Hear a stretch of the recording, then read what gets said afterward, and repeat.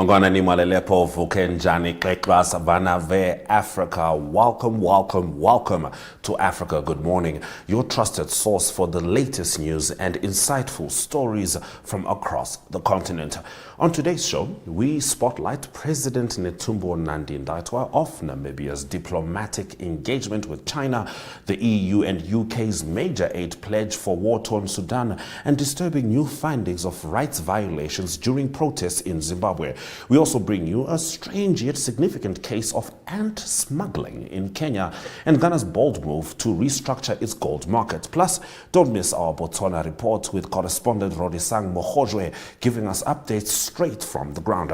Catch the show on DStv Channel 285, GOtv 251up2.com and Network Media Hub on YouTube. My name is Ashwin Berry. Top stories shortly.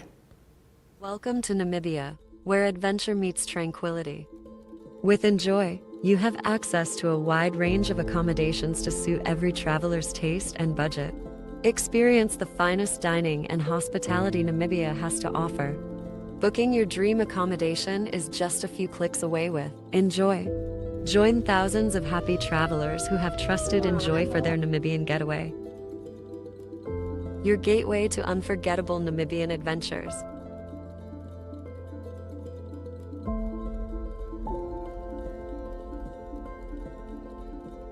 Visit us today at enjoy.my.na.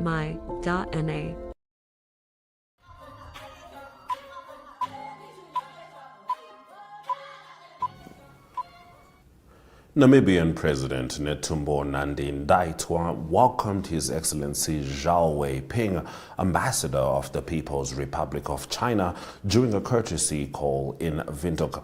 The meeting underscored the strong ties between the two nations, with Ambassador Weiping reaffirming China's commitment to deepening bilateral relations and offering support where needed.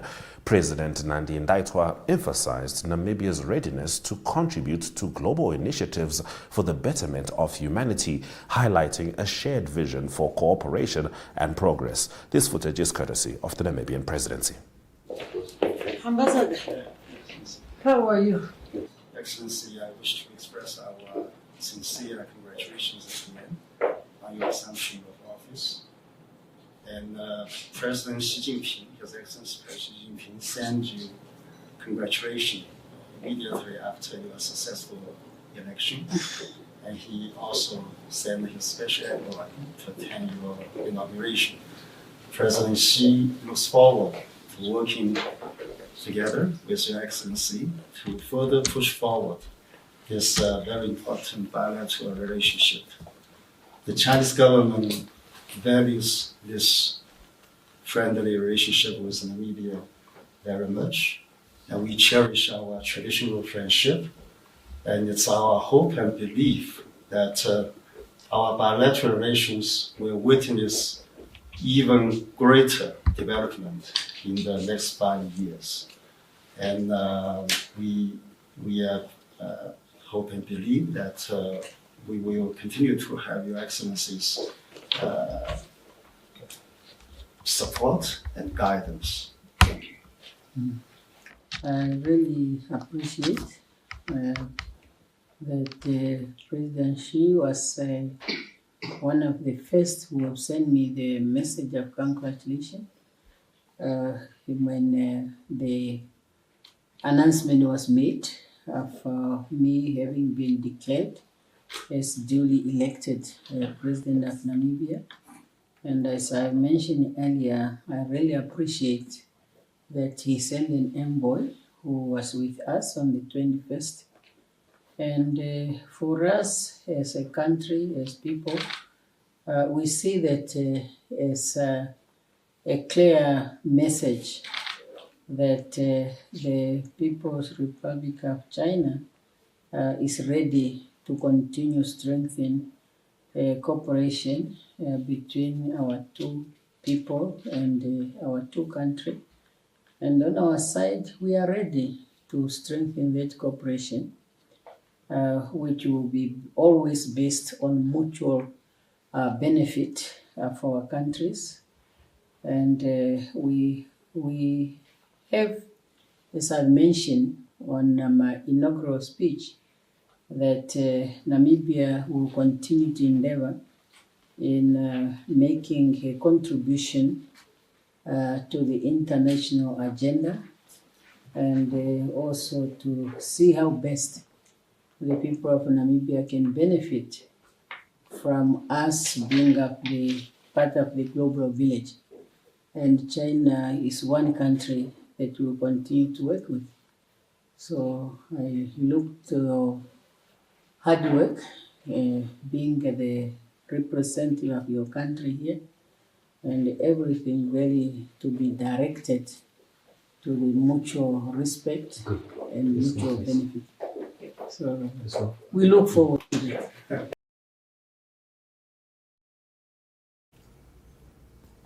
Moving on. Marking 2 years since the outbreak of war in Sudan, the European Union and Britain have pledged over $750 million in new aid at a London conference aimed at coordinating global efforts to address the deepening crisis, which has left over 12 million displaced and 30 million in dire need. The summit, co-hosted with the African Union, France and Germany, faced criticism from Sudan's government for excluding both warring parties, while tensions simmered over the participation of countries like the UAE and Kenya, accused of complicity in the conflict. British Foreign Secretary David Lammy called for patient diplomacy and international unity to push for civilian protections and humanitarian access. Meanwhile, Sudanese victims submitted a detailed war crimes dossier against the RSF to UK authorities, further underscoring the urgency of international accountability as atrocities, including systematic abuse, continue to be reported. A new report by the Zimbabwe Peace Project has revealed that over 1,000 Zimbabweans were subjected to rights violations during and around March 31st protests in Harare, which were sparked by calls from ex-ZANU-PF official and war veteran Blessed Geza. The protests opposing President Emmerson Mnangagwa's leadership and his potential term extension beyond 2028 saw heavy police response, including tear gas and mass arrests. ZPP's first quarter 2025 report documents 24 violations of freedom of assembly affecting 740 people, 15 freedom of expression violations, and 14 cases of assault, largely attributed to a state crackdown on dissent. 98 protesters were arrested and denied bail, with the court citing fears of regrouping. The ZPP accuses the state of using the justice system to intimidate citizens, silence dissent, and criminalize protest, warning of a dangerous erosion of democratic freedoms if structural reforms are not urgently implemented. In a bizarre twist to Kenya's ongoing battle against wildlife crime, 4 men, including 2 Belgians, a Vietnamese and a Kenyan, have pleaded guilty to attempting to smuggle hundreds of rare giant African harvester ants out of the country in what authorities are calling a landmark case of biopiracy. The Kenya Wildlife Service, typically focused on iconic species like lions and elephants, intercepted the insects during a coordinated intelligence-led operation, revealing a meticulously planned smuggling scheme involving modified test tubes and syringes designed to keep the ants alive for months. The prized insects, valued of up to 170 pounds each on European and Asian exotic pet markets, were hidden in cotton wool packed containers and destined for collectors who raised them in specialized habitats. Officials say this marks a troubling shift in trafficking patterns towards lesser-known species critical to ecosystems, and vowed to tighten enforcement on such unconventional crimes. Those have been our top stories on Africa Good Morning. After the break, we're going to be digging into the Botswana Report with Rorisang Mogojwe, including President Duma Boko announcing that he plans to roll out universal medical aid.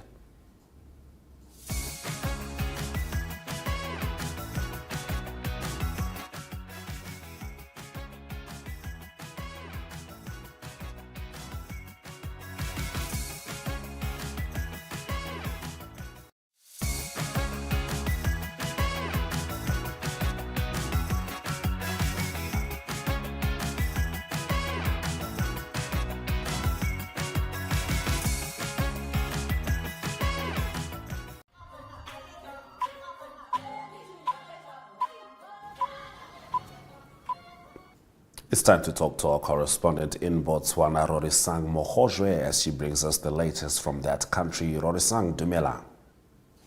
Dumela, Ashwin, I hope you are well. Thank you very much for having me right here on Africa Good Morning. And that's good morning to you and to all our viewers from across the continent. All right, now President Duma Boko has announced plans to roll out medical aid to all Botswana before the end of 2025 as part of the government's commitment to a universal healthcare system. So the medical aid cover is part of a broader plan by the UDC government. They did promise when they were campaigning for elections through their manifesto, and it was also mentioned in the President's State of the Nation address that the UDC will develop a national health policy that will eventually bring Botswana to universal health care coverage. Now, there is a crisis in the country where we see the public health system struggling with shortages regarding personnel, regarding drugs, as well as equipment, and there has been a needless loss of life. Deaths that could have been prevented were not. So the president is saying that by providing medical aid or medical insurance, this will enable Botswana, regardless of their income or status, to access proper healthcare services. And they're going to do this by decentralizing primary healthcare. We've already seen that happen with the transference of clinics and primary healthcare services from the Ministry of Health to the Ministry of Local Government. They also want to absorb more healthcare workers because there's a shortage of that, and procure more drugs and medicines. And so the president is saying that they are trying to bridge some of these gaps and avoid and rather prevent avoidable deaths, as well as improve the overall health status of the country. So he's basically saying that they will be providing this medical insurance just so that Botswana can have access to the necessary healthcare services without the financial burden. All right, very interesting. Certainly progressive in the right direction. Now, the Greater Francistown region is seeing a spike in illegal gold mining, and this is by Zimbabwean nationals, despite police crackdowns, Rorisang. Yes, that is correct, Ashwin. The issue of illegal gold mining in Botswana has now become a national concern. It is happening in the Greater Francistown region, that is in the northeast part of the country, and officials are saying that despite efforts by law enforcement to crack down on some of these illegal mining activities, the problem persists. Police have revealed that last year in 2024, over 130 illegal miners were arrested and charged. Some were deported back home. In 2025, this year, about 17 have already been arrested, 5 of which are minors, that is under 18s. And, a lot of them, if not all of them, are entering through ungazetted points. So it's not just the issue of illegal mining by the Zamazamas, as they call them, but it's also an issue of illegal cross-border movement, because majority, if not all, are undocumented, like I said, and these miners target gold sites in that region because that region has historic gold mines. And the reason why it is such a rampant issue is because there actually is a market for the gold that is being mined illegally right here in Botswana. Which is why recently, when the Minister for State, President Netumbo, visited one of these illegal sites, he revealed that the issue is now at bi-national level.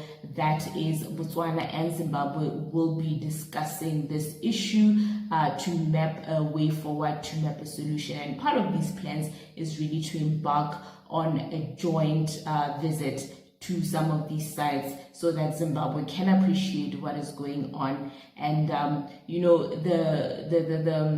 the charge for illegal mining is a very small fee of 200 pula, which also adds to the problem. So there is a process which is currently underway to amend the Mines and Minerals Act in order to impose harsher penalties, which will hopefully deter some of these illegal activities.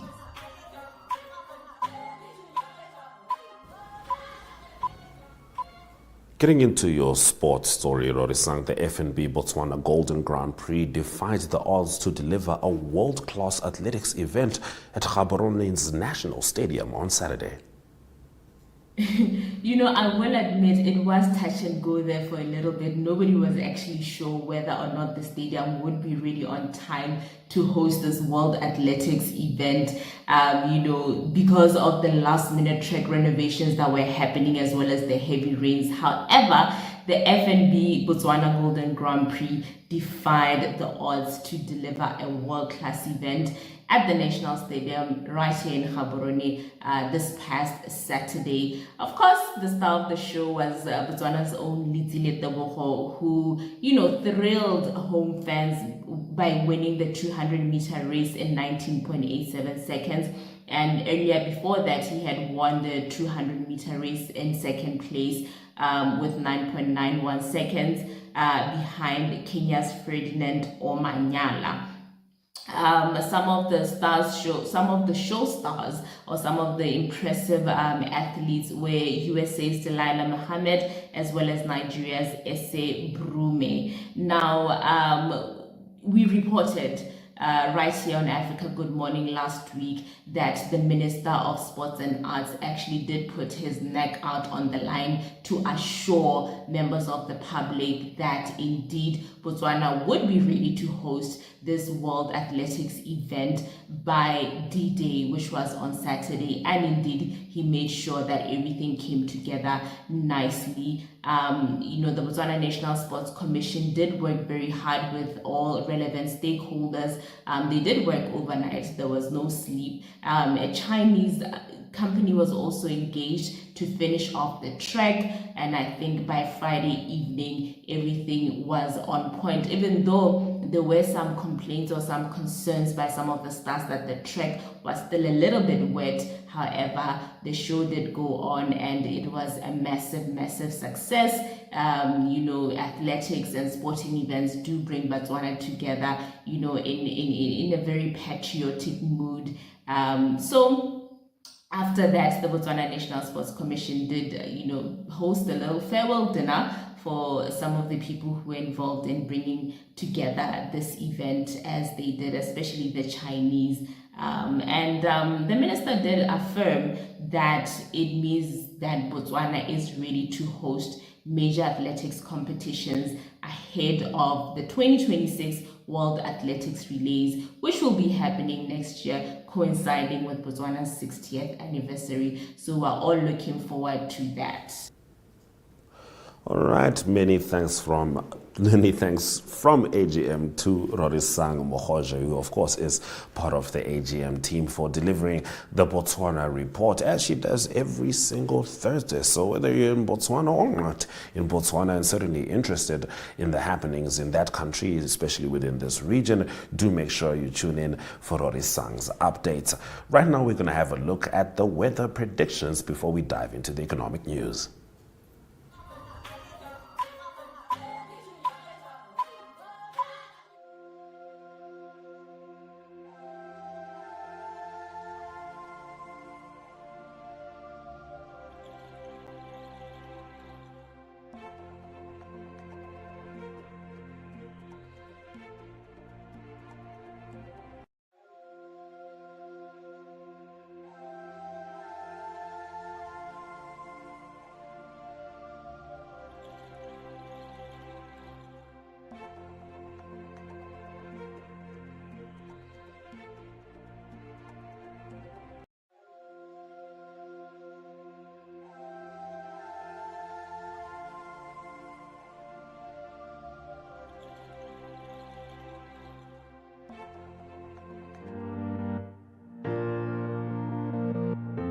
Irongomed is a leading distributor, working in partnership with NewMed and WestMed to meet the comprehensive needs of the Namibian healthcare sector. As a partner pursuing sustainable global healthcare, we offer industry-leading medical solutions through our key focus areas, which include pharmaceuticals, orthopedics, ophthalmology, surgical devices and capital equipment, as well as a well-established scientific laboratory division.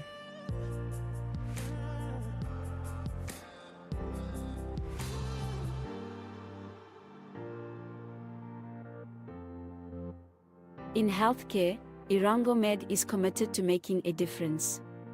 What about you?